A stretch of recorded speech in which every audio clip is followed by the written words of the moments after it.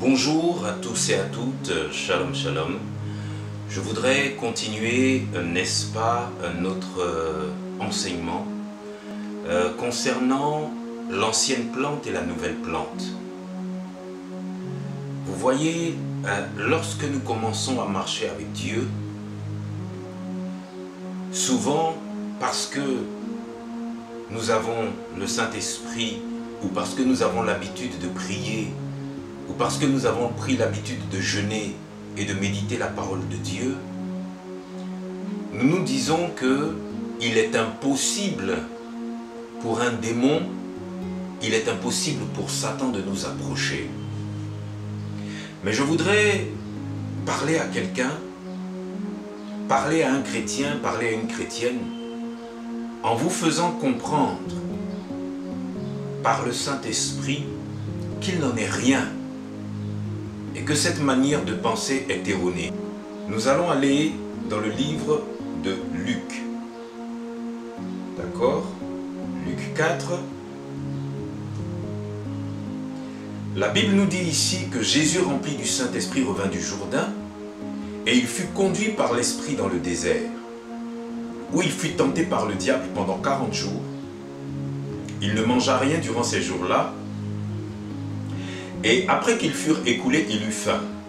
Le diable lui dit, « Si tu es fils de Dieu, ordonne à cette pierre qu'elle devienne du pain. » Jésus lui répondit, « Il est écrit, l'homme ne vivra pas de pain seulement. » Dans ce récit-là, Jésus-Christ a été tenté par le diable jusqu'à la dernière heure.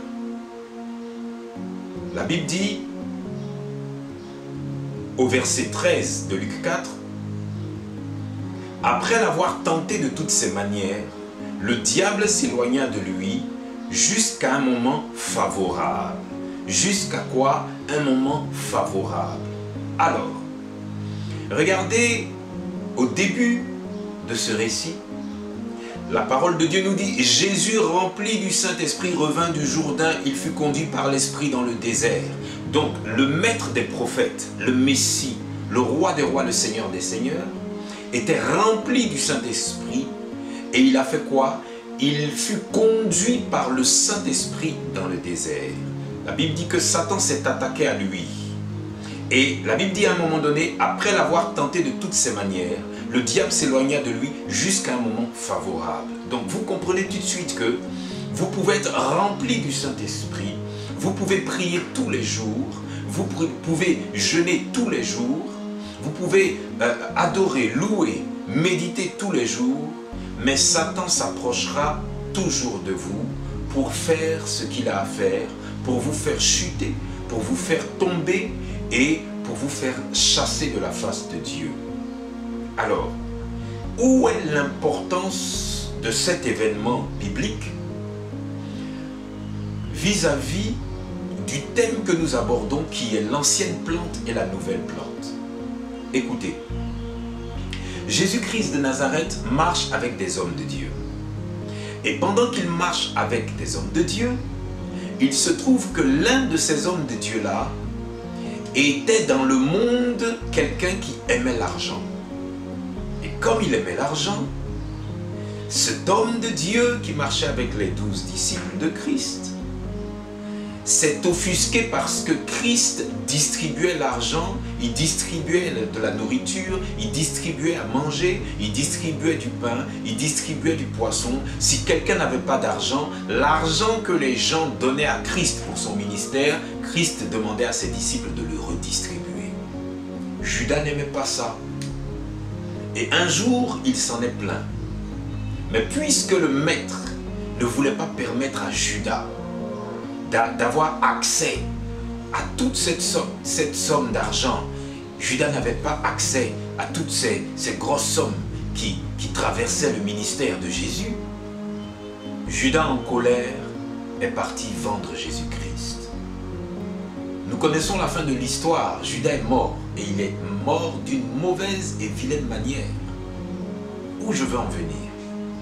Le Saint-Esprit me dit de vous faire comprendre que lorsqu'un homme, une femme, décide de rentrer dans le royaume de Dieu, de marcher par la parole de Dieu, de marcher avec Christ, Satan va toujours permettre que l'ancien péché, l'ancienne idole qui était dans la vie de cette personne puisse revenir dans sa vie pour lui être présenté.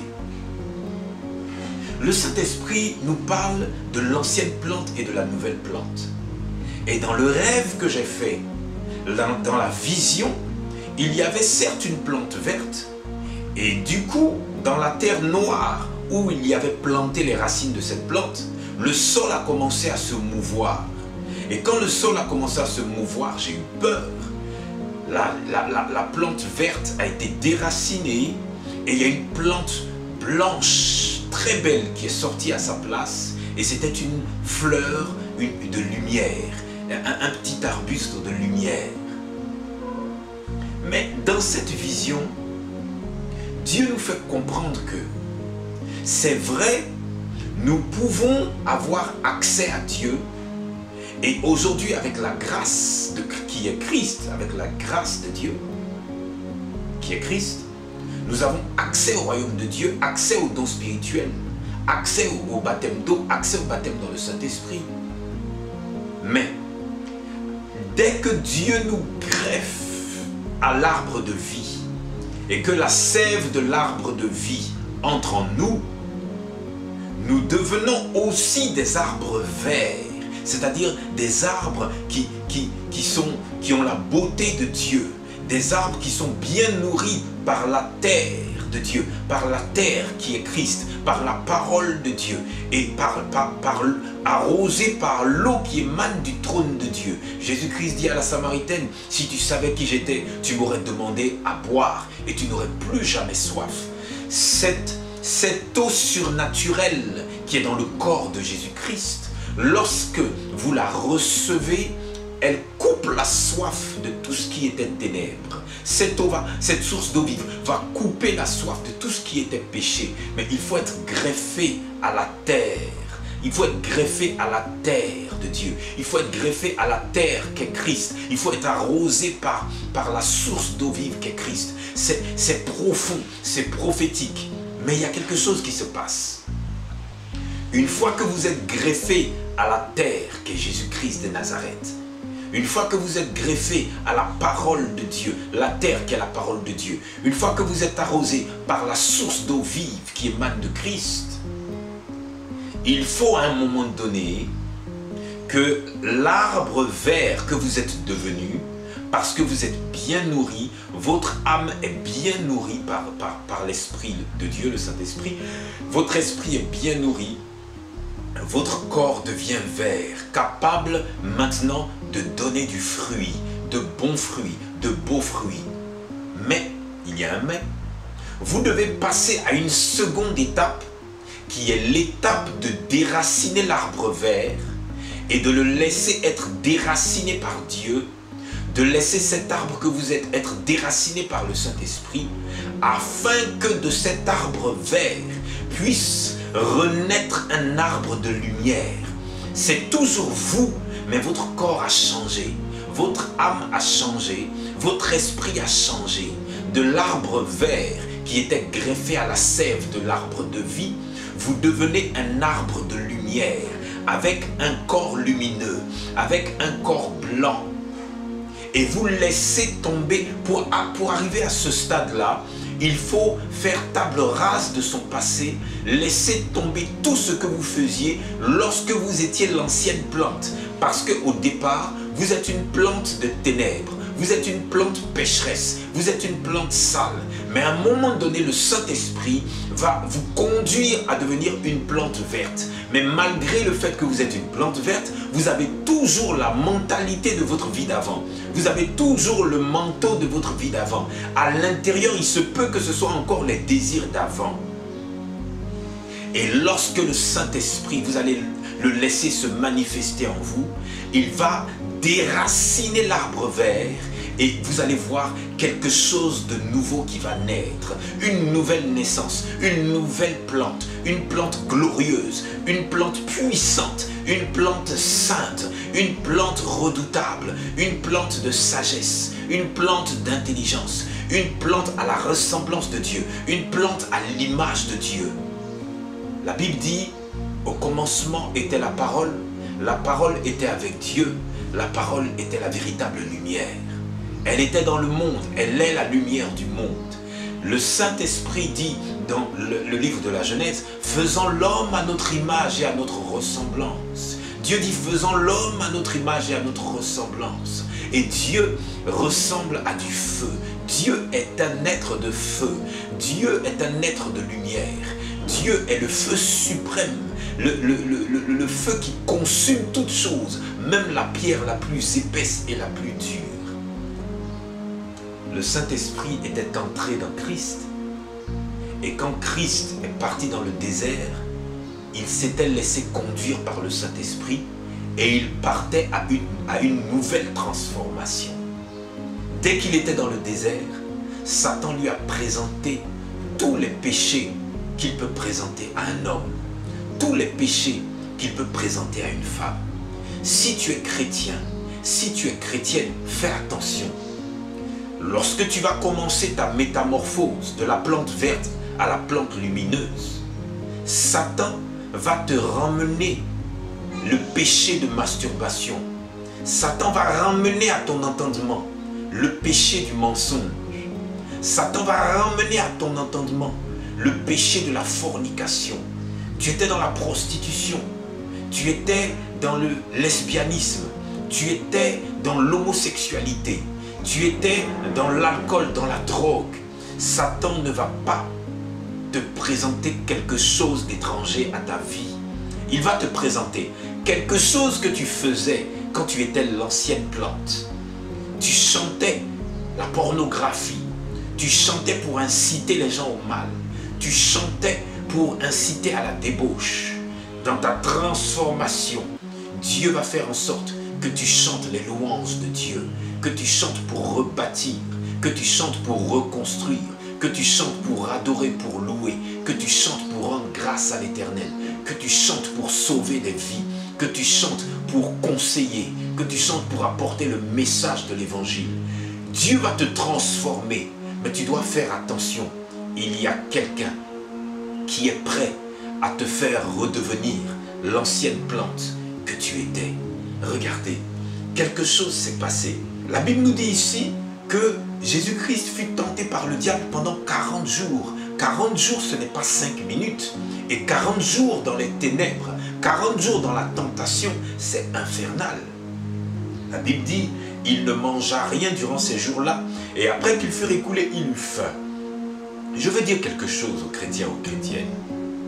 Vous ne pouvez pas devenir la nouvelle plante de lumière, la nouvelle plante de feu, si vous n'aimez pas la prière, si vous n'aimez pas le jeûne, si vous n'aimez pas méditer la parole de Dieu.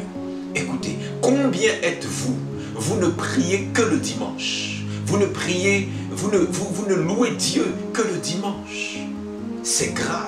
Combien sommes-nous qui travaillons le dimanche alors que c'est Shabbat? C'est-à-dire dans votre vie, il n'y a rien de sacré. Nous sommes à la fin des temps. Quand vous regardez les événements qui se passent, nous sommes à la fin des temps. Et beaucoup d'entre nous risquent de reproduire l'état des 10 vierges parce que personne ne travaille à garder l'huile de Dieu, l'huile de l'Éternel, l'huile de Christ sur sa vie et dans sa vie. Il fut tenté. Le diable lui propose d'utiliser les dons spirituels comme il veut, d'utiliser les dons de miracles comme il veut. Au verset 3, il lui dit, ordonne à cette pierre qu'elle devienne du pain. Il y a des gens qui sont dans le ministère parce qu'ils ont faim. Ils sont dans le ministère parce qu'ils veulent manger. Ils sont dans le ministère parce que c'est leur ventre qu'ils veulent satisfaire. Dieu m'avait dit il y a 15-20 ans, je vais fermer les églises. Regardez aujourd'hui, les églises sont fermées. Ceux qui méprisaient les hommes de Dieu, vous n'avez plus l'occasion de les mépriser. Ceux qui insultaient les hommes de Dieu, vous n'avez plus l'occasion de les insulter. Ceux qui disaient, je quitte ton église et je reste à la maison. Vous êtes restés à la maison, tant mieux pour vous.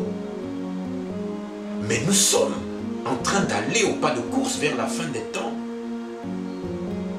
Jésus lui répond, l'homme ne vivra pas de pain seulement. Le diable l'ayant élevé, lui montra un instant tous les royaumes de la terre. Il lui dit, je vais te donner toute cette puissance et la gloire de ces royaumes, la gloire terrestre. Combien de chrétiens sommes-nous? Nous cherchons la célébrité, nous cherchons la gloire. Frères et sœurs, nous devons devenir une nouvelle plante. Nous devons chercher à briller selon Dieu, pas briller selon le monde. Nous devons avoir l'huile d'onction. Lorsque tu es chrétien et chrétienne, et que jusqu'à aujourd'hui, tu as de l'amour pour les musiques mondaines. Quand ton téléphone sonne, c'est une musique païenne, c'est une musique mondaine. Quand tu regardes des films, c'est uniquement des films païens, des films mondains. C'est grave. Satan demande à Jésus-Christ de l'adorer. Et il dit, si tu marches selon le monde, tu es dans mon adoration. Mais combien de chrétiens sommes-nous qui sommes des adorateurs du monde, des adorateurs de la luxure, des adorateurs de tout ce qui est charnel? Oh Seigneur, ta grâce. C'est grave. Je voudrais que l'Église se réveille. La Bible dit que c'est après avoir repoussé Satan que Jésus, revêtu de la puissance de l'Esprit, retourna en Galilée. Il n'avait pas la puissance de l'Esprit avant, donc c'était une plante verte. La Bible dit, Jésus-Christ est parti au baptême. Il fut rempli du Saint-Esprit. Il avait le Saint-Esprit en lui. Et pendant qu'il avait le Saint-Esprit en lui, Satan l'a approché. Satan va t'approcher. Peu importe l'onction que tu as, peu importe ce qui est en toi, Satan va t'approcher. Regarde le maître dans la parole. Mais la Bible dit que quand il a vaincu le péché, la Bible dit, le péché est assis à ta porte. Résiste au péché, il fuira loin de toi. Donc le péché va toujours venir, malgré notre consécration. Malgré notre consécration. Et c'est au moment où il a vaincu le péché, il a vaincu la tentation, il a vaincu Satan dans toutes ses propositions, que maintenant, il était revêtu de la puissance. Frères et sœurs, c'est un message tellement important. Je me suis réveillé ce matin, je voulais parler d'autre chose. Le Saint-Esprit m'a dit, tu n'as pas fini. Parle-leur de l'ancienne plante et de la nouvelle plante. Il y a des chrétiens dans l'église, elle est chrétienne, elle a un copain. Tu es chrétien, tu as une copine. Et il y a des gens qui s'en vont faire soi-disant une dot quelque part et ils disent que la dot c'est le mariage. Les hommes de Dieu disent que la dot c'est le mariage. Maintenant il reste dans la dot, puis couche avec la fille, l'enceinte de la fille, fait ce qu'il veut. Il y a tellement de choses graves. Tellement de choses graves. Il faut que l'église se reprenne. Nous sommes des enfants de lumière. Nous sommes des fils de lumière. Nous sommes de nouvelles plantes. De nouvelles plantes. Prions, jeûnons, méditons la parole de Dieu et changeons les données. Changeons les données. Parce que Dieu nous attend. Un jour, le Seigneur me faisait voir comme ça dans une vision. J'étais devant le trône de Dieu et il me dit, je te connaissais avant que tu ne viennes dans le ventre de ta maman. À cette époque-là, j'étais en France. Et il me dit, je t'observe et je te regarde. Jusqu'à la fin des temps, au jour du jugement dernier. À cette époque-là, j'avais une trentaine d'années. J'ai fait pipi sur moi. Pipi, j'étais un adulte. Je veux parler à quelqu'un qui a envie de marcher avec Dieu. Je veux parler à quelqu'un qui a envie de connaître Dieu. Le monde, l'humanité, les gens charnels se moquent de nous. Les gens charnels se moquent de toi. Dans ta famille, il y a des gens qui se moquent de ton Dieu. Il y a des incrédules qui ne croient pas. Dans ton environnement, il y a des gens qui se moquent de l'Éternel. qui disent, mais tu dis que tu es avec Dieu, tu dis que tu as Dieu, mais regarde comment tu es. Tu es sale, tu n'es pas présentable, tu n'es pas riche, et tu dis à Dieu appartient l'or et l'argent, tu n'as rien, et moi je suis païen, un vrai animiste, mais quand tu es dans le besoin, toi chrétien, c'est chez moi que tu viens demander. C'est moi qui te prête de l'argent, c'est moi qui te donne à manger, c'est moi qui t'habille. Donc tu ferais mieux de t'incliner devant moi. Mais écoutez, ces choses arrivent parce que nous avons perdu la foi. Et le Saint-Esprit me dit, écoute, le temps est venu pour que tu deviennes une nouvelle plante. Le temps est venu pour que le feu de l'Éternel brûle dans ton intérieur et dans ton extérieur. Qui es-tu? Es-tu un chrétien?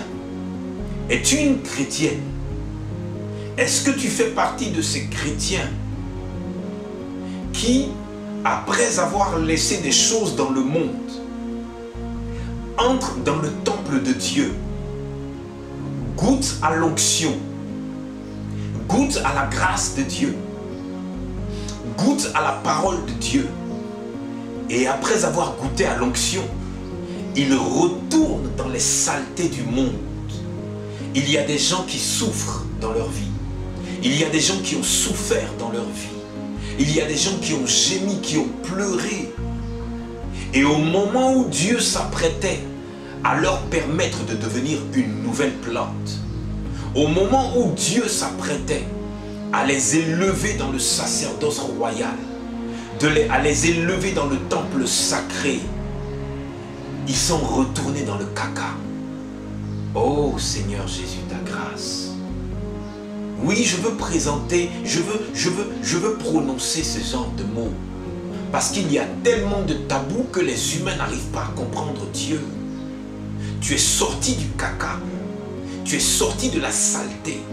Tu es sorti des mauvaises choses qui faisaient de toi un homme sale, qui faisaient de toi une femme sale. Et Dieu dit, je vais te mettre des vêtements sacrés sur le corps. Je vais te mettre des vêtements avec du fil doré. Je vais te mettre une tunique resplendissante. Je vais mettre sur ta tête une couronne afin que tu sois ma fille. Je vais mettre sur ta tête une couronne afin que tu sois mon fils. Une couronne d'or. Pas de l'or plaqué.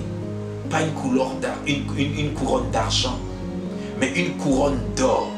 Avec une lame en or devant. Où c'est marqué sainteté à l'Éternel.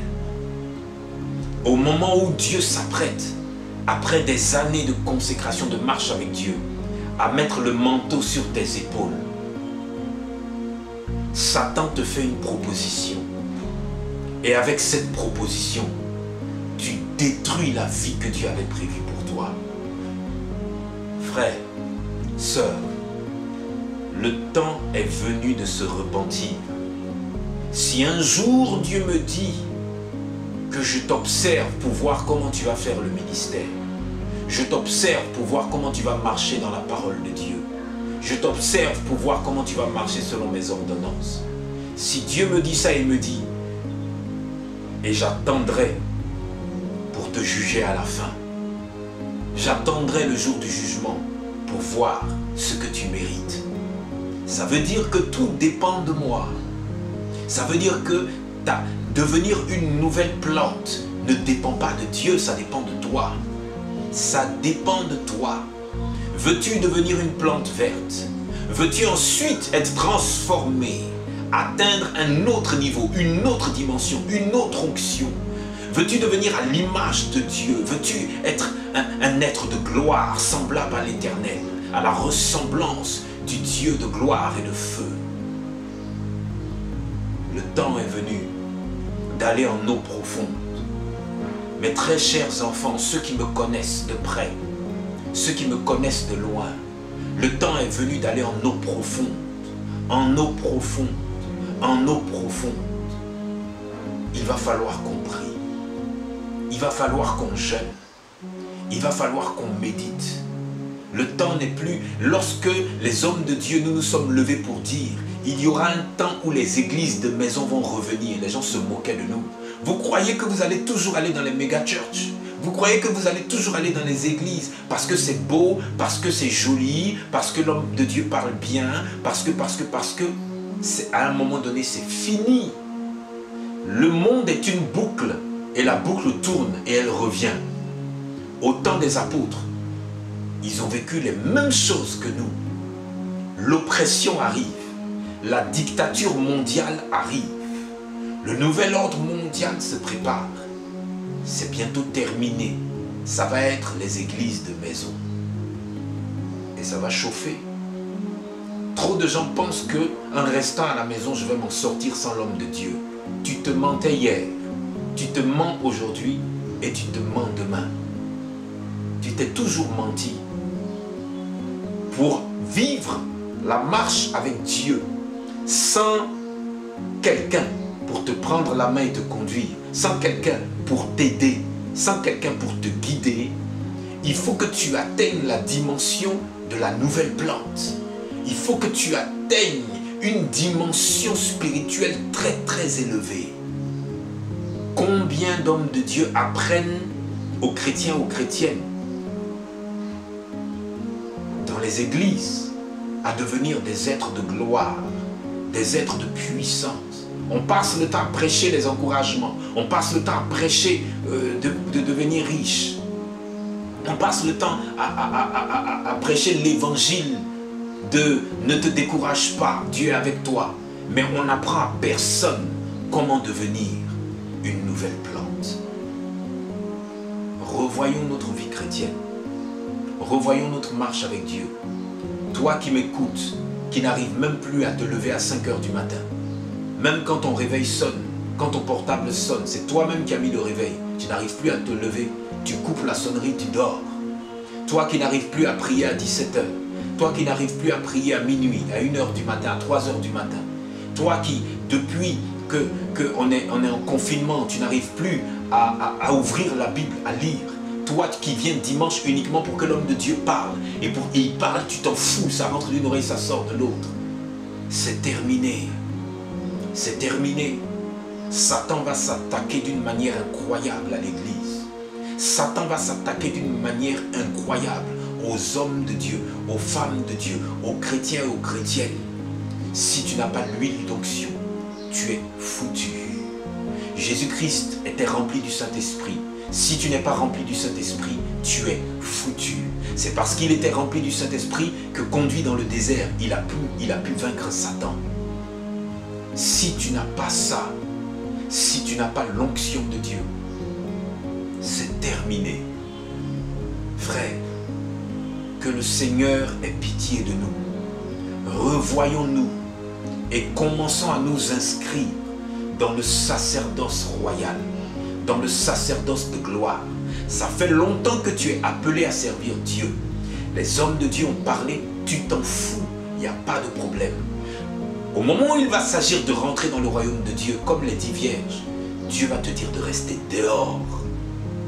Écoutez, quand Dieu dit qu'il y aura des grincements des dents, quand les dents grincent, ça veut dire qu'il y a une dimension de déception d'une autre, c'est-à-dire c'est un autre niveau. Tu trembles, tu as peur parce que tu connais la suite. Tu as peur et tu trembles tellement que tes os, tes dents, tout claque.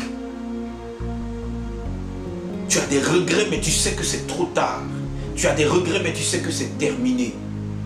Je veux m'adresser à toi qui pense qu'il suffit d'être bien dans sa belle maison ou bien d'avoir un bon travail, d'avoir une bonne situation sociale et professionnelle. Et à partir de là, on oublie Dieu. Lis ta Bible. Il dit, gare à toi si quand tu seras dans l'abondance, tu oublies l'Éternel. Revoyons-nous.